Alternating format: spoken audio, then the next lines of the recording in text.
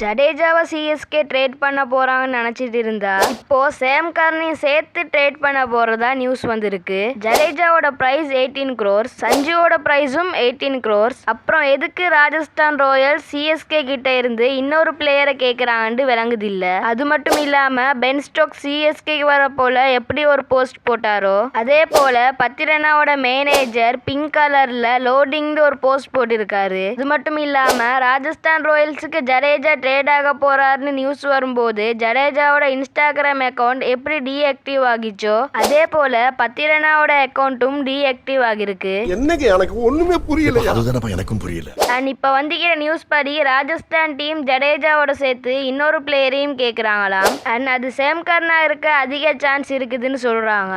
சஞ்சு சாம்சன் சிஎஸ்கேக்கு வர ஜடேஜாவே கொடுக்கறோம் சேம் கரன் தானே நினைச்சாலும் பத்திரனாவுடைய மேனேஜரும் செய்யற வேலையை பார்த்தா சரியா படல. ஒன்று தெரிஞ்சு போச்சுடா, இந்த பிரபஞ்சத்துல உங்க மத்தியில இந்த உசுரை காப்பாத்துறது ரொம்ப சிரமம்.